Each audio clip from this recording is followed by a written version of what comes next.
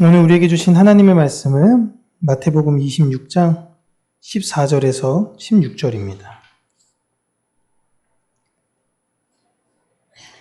마태복음 26장 14절에서 16절 우리 함께 읽습니다. 그때에 12 중에 하나인 가룟 유다라 하는 자가 대제사장들에게 가서 말하되 내가 예수를 너희에게 넘겨주리니 얼마를 주려느냐 하니 그들이 은 30을 달아 주거늘 그가 그때부터 예수를 넘겨줄 기회를 찾더라. 아멘. 오늘은 은 30에 관한 내용을 우리 사랑하는 성도님들과 함께 나누도록 하겠습니다. 오늘 본문은 예수님을 곁에 두었지만 믿지 못했던 사람들 중에서 유일하게 예수님을 믿었던 한 여인에 대한 내용 이후에 나오는 것입니다. 예수님을 대표적으로 믿었던 사람이 그 한 여인이었다면 믿지 못한 사람의 대표로 오늘 한 사람이 등장을 합니다. 성경을 보면 이 세상에서는 넘겨주시겠어요? 이 세상은 이제 두 그룹으로 이제 나눌 수 있죠. 우리의 세상은 두 그룹입니다. 예수님을 믿는 사람, 예수님을 믿지 않는 사람. 정확하게는 예수님의 말씀을 믿는 사람과 예수님의 말씀을 믿지 않는 사람입니다. 특별히 이 예수님의 말씀을 믿지 않는 사람들 중에서는요, 아무것도 믿지 않는 사람, 순수하게 진짜 예수님 자체를 믿지 않는 사람이 있고, 어떤 사람이 있냐면 자신에게 유리한 것만 믿는 사람이 있어요. 그렇다면 교회 안에는 어떠한 사람이 공존하는가? 예수님의 말씀을 믿는 사람과 자기에게 유리한 것만 믿는 사람이 교회라는 그룹에 함께 어울려 있는 것입니다. 여기서 예수님의 말씀을 믿는 사람들은 우리가 복음서를 보면 어떤 특징으로 나타나느냐? 스스로를 죄인이라고 인정해요. 주님, 저는 죄인입니다. 저를 떠나소서. 스스로를 죄인이라고 인정해요. 자신에게선 선한 것이 나오지 않는다라는 걸 알아요. 반면 예수님의 말씀을 믿지 않는 사람들, 그러니까 자신의 마음대로 하려는 사람들도, 이 사람들은 스스로의 결정을 의라고 판단을 합니다. 오직 의인은 믿음으로 인해서 산다라고 제가 말씀을 드렸고 성경에 그렇게 기록이 되어 있는데, 여기서 말하는 의는 내가 결정한 의가 아니에요. 하나님께서 결정하신 것을 의라고 믿는 것입니다. 그렇게 하나님의 의는 하나님의 믿는 자들, 즉 스스로를 죄인이라고 여기는 사람들을 통해서 이어져 왔고, 사실 구약 성경을 보면 대다수는 남자였습니다. 그리고 그 중간중간에 믿음의 여인들이 등장하죠. 라합, 룻, 에스더, 마리아, 계속 등장을 합니다. 다말도 그런 영국이기도 하고요.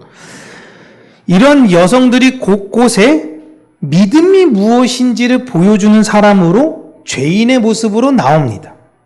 그리고 우리가 지난주 이야기했던 향유 옥합을 깨뜨린 여인을 기억하라는 것은 바로 족보, 하나님께서 세우신 믿음의 반열에 있는 사람, 이 여인은 그 믿음의 반열에 있는 사람을 기억하라는 것과 같은 의미예요. 너희들 구약 성경에 봤던 그 다말이라든지 라합이라든지 에스더라든지 이런 사람, 믿음의 여인들 대단하게 생각했지. 근데 앞으로 이 여자도 그 반열에 함께 기억해야 되는 여자야라고 생각합니다. 얘기를 하시죠. 근데 그 여인 스스로는 스스로를 죄인이라고 생각을 했던 것입니다. 그러나 그것을 인정하지 못했던 사람들의 대표로 오늘 유다가 나와요.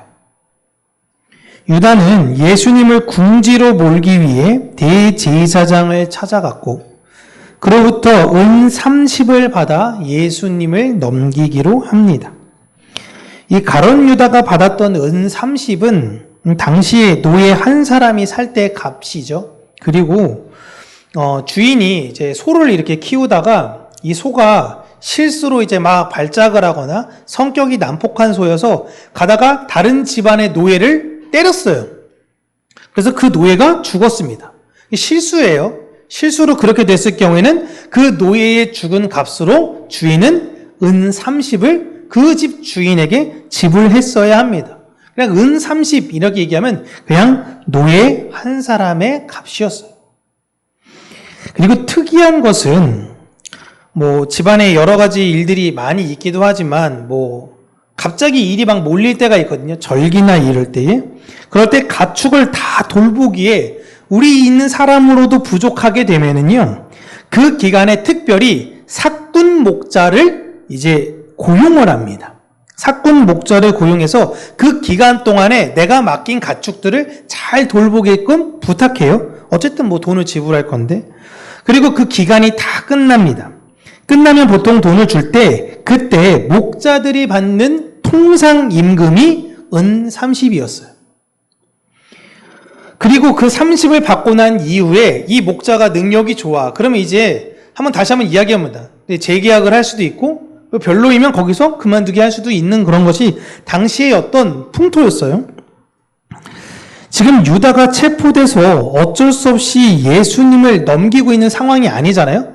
유다를 딱 잡아가지고 그를 막 고문하고 야 내가 은 30 줄 테니까 너네 스승 팔아 이런 이야기하는 것이 아니라 자발적으로 예수님을 넘기는 건데 이런 헐값에 예수님을 그들에게 넘긴 것입니다. 대제사장이 은 30 줄게 할 때 장난하는 것도 아니고 그거 너무 적은 거 아닙니까? 은 300은 주시든가 아니면 금으로 바꿔주시든가 이런 얘기를 할 텐데 그런 이야기가 없어요. 그리고 유다가 그렇다고 바보가 아닙니다. 12제자 중에 늘 그 돈을 셌던 그 총무를 담당했던 사람이었어요. 머리가 영민했던 사람입니다. 근데 그가 예수님을 고작 은 30에 넘긴 것입니다. 하나님은 유다와 대제사장을 통하여 이 은 30이 가진 의미를 교회에게 가르쳐 주시려고 하는 거예요. 지금 가룟 유다와 대제사장은 예수님을 십자가에 거래하는 도구로 하나님께서 사용하고 있으십니다. 이 사건은 스가랴서에 나오는 하나님께서 이스라엘 백성들에게 겪으셨던 수치의 내용을 그대로 보여주고 있는 거예요. 스가랴서 11장 12절과 13절 우리 함께 읽겠습니다. 내가 그들에게 이르되 너희가 좋게 여기거든 내 품삯을 내게 주고 그들이 곧 은 30개를 달아서 내 품삯을 삼은지라 여호와께서 내게 이르시되 그들이 나를 헤아린 바 그 삭을 토기장이에게 던지라 하시기로 내가 곧 그 은 30개를 여호와의 전에서 토기장이에게 던지고 아멘. 이 스가랴서의 내용은요, 하나님께서 이스라엘 백성들에게 물어보십니다. 내가 너희들을 목자처럼 성실하게 지금 잘 돌봤어. 근데 앞으로도 계속 너희들을 돌보고 인도했으면 좋겠니? 라고 물어봐요. 아니면 그만했으면 좋겠니? 라고 하는데 이스라엘 백성들이 어떻게 대답하냐면 이제 그만했으면 좋겠습니다. 그리고 그동안 수고하셨으니까 은 30 드릴게요. 정해진 기간 끝났으니까 이제 은 30 받고 이제 그만하세요. 우리는 이제 우리 인생 다른 신을 섬기건 알아서 할게요. 라는 겁니다. 계약 끝. 지금 여러분 하나님이 이스라엘 백성들에게 돈 달라고 이야기하시는 내용이 아니에요. 그런데 지금 이스라엘 백성들은 자신들이 하나님을 고용한 것처럼 말하고 있습니다. 여러분 교회에서 기쁨으로 열심히 봉사하고 있는 분들이 계세요. 열심히 봉사하죠. 수요일에 나오신 분들은 다 대다수 그러신 분들이죠. 열심히 봉사하고 있는 분에게 찾아가서 그동안 수고하셨는데 제가 돈 100만 원 드릴 테니까 이제 사역 오늘까지만 하고 그만하세요. 라고 이야기하면 아싸 100만 원 받고 쉰다 이런 마음이 들까요? 아니면 그동안 내가 했던 일을 뭐라고 생각한 거지? 라는 마음으로 여러분 생각드릴까요? 이거 엄청난 수치심이에요. 내가 돈 보고 이 일한 게 아닌데 네가 뭔데 내가 했던 그 가치를 100만 원으로 치환해. 이런 생각이 들게 되죠. 당연히 이 돈 받고 위로가 될 수 없습니다. 지금 이스라엘 사람들이요, 하나님을 그렇게 취급해버린 거예요. 그러자 하나님께서 그 은 30 받지 않으시겠다라고 하는 겁니다. 니네가 뭔데 나한테 은 30을 주겠다는 거야? 나는 너희들이랑 계속 갈지 말지 이거에 대해서 나랑 너희들과 같이 가고 싶어서 물어봤는데 가기 싫다고 하고 그 사람한테 억지로 또 돈을 주는 이런 모습을 보면서 하나님이 분노하신 거죠. 그러자 하나님이 그 돈을 토기장이가 있는 곳에 가져다가 버리라고 하십니다. 여러분, 토기장이들이 주로 머물렀던 지역은 흰놈의 골짜기라는 곳이에요. 이 흰놈의 골짜기는 종종 지옥의 장소로 은유되는 곳입니다. 토기장이들이 이제 토기들을 만들기 위해서는 여러분 가마를 이렇게 만들어야 되죠. 가마를 만드는데 토기장이 한 사람만 있는 게 아니라 그 주변엔 토기장이들이 많이 모여 살아요. 그러면 가마가 여러 개입니다. 그럼 가마에다 불을 떼죠. 불을 떼면 연기가 계속 올라가요. 그러니까 토기장이가 살고 있는 곳엔 자욱한 검은 연기가 계속 올라가고 있는 거예요. 그리고 그곳을 방문하면 어때요? 깨어진 그릇들이 곳곳에 많습니다.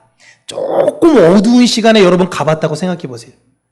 어스름한 시간에 연기는 계속 올라가지, 깨진 것들은 막 주변에 자욱했지. 그러니까 이곳을 지옥으로 당시에 많이 묘사했었어요. 하나님께서 은 30을 그곳에 버리십니다. 성전에서 갖고 와 거기다 던져라 라는 겁니다.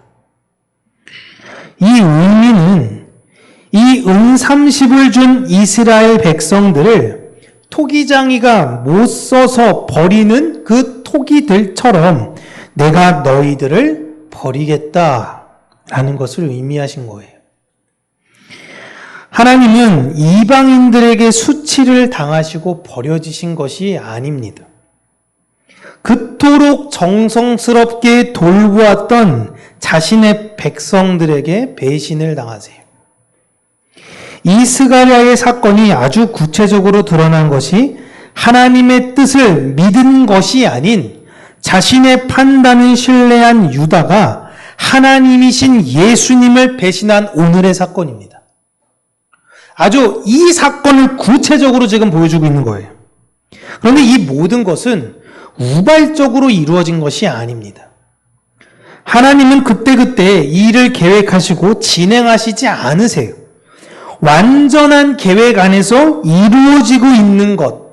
유다는 그런 도구로, 대제사장들은 그러한 도구로, 이스라엘 백성들은 그러한 도구로, 하나님의 택한 백성들에게 하나님이 끊임없이 버림당한다라는 것을 스가랴서와 가롯 유다를 통해 다시 한번 교회에게 말씀해 주심으로, 교회야, 유다처럼 이스라엘처럼 하나님을 내 취사 선택으로 믿지 말아야 한다 라는 걸 말씀해 주시는 거예요.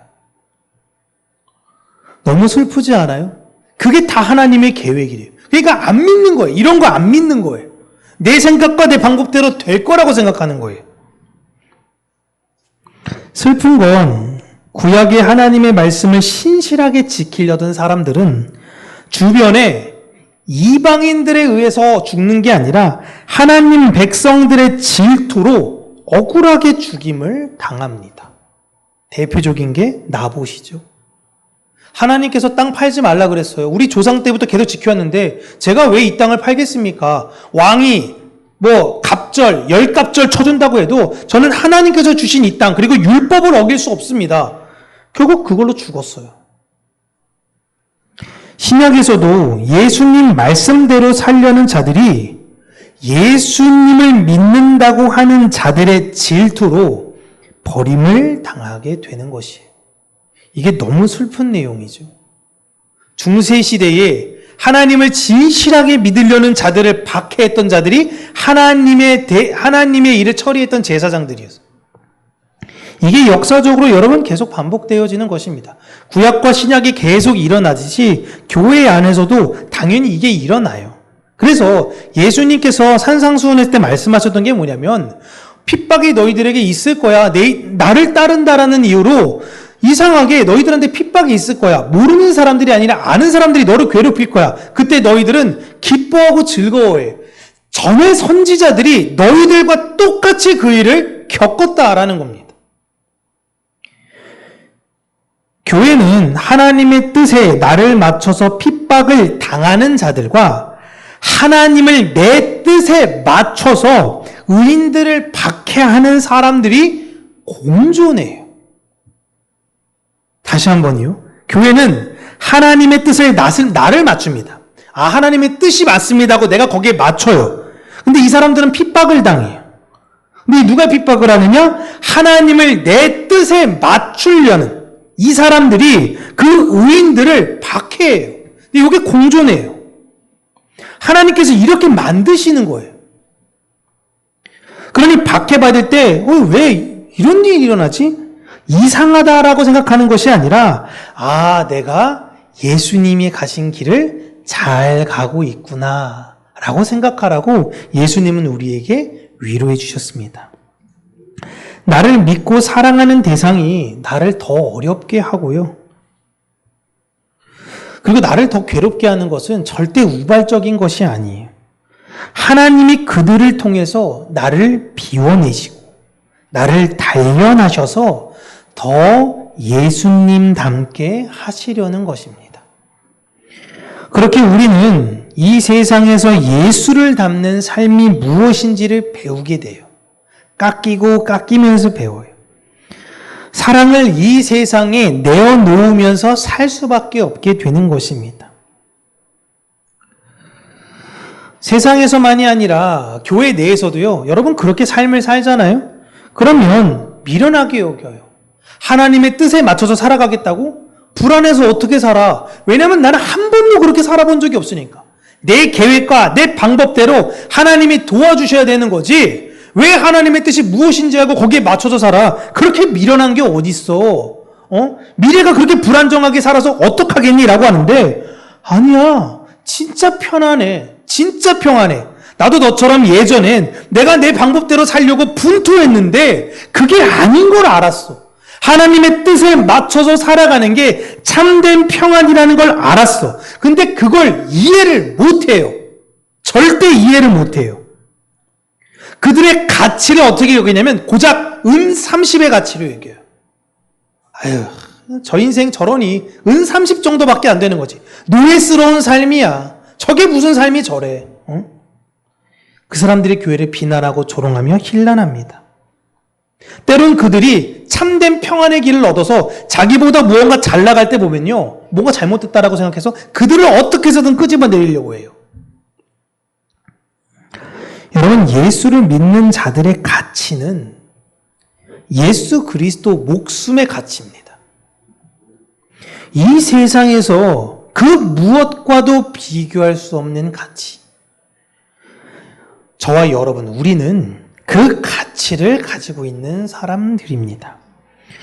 세상 사람들이 우리를 도발할 수도 있죠. 우리를 조롱할 수도 있어요. 왜냐?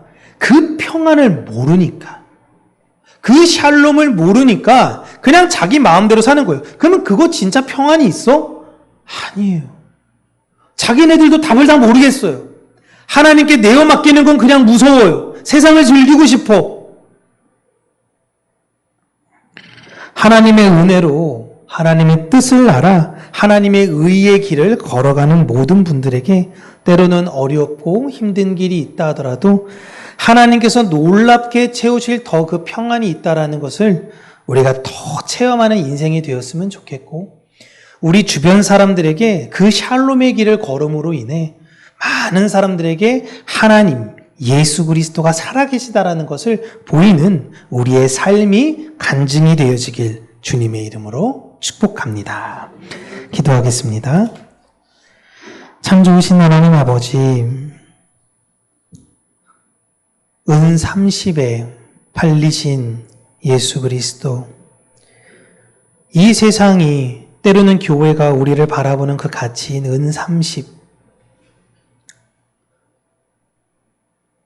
세상에서 우리의 인생을 가치 없고 보잘것없이 여긴다 하여도 그런 말에 우리가 전혀 흔들리지 않는 것은 세상이 알 수 없는 그 은혜의 평안을 하나님께서 우리에게 주셨음을 확신하기 때문이며 하나님께서 우리의 앞길을 그 어느 것보다 평탄하게 인도하실 것을 신뢰하기 때문입니다.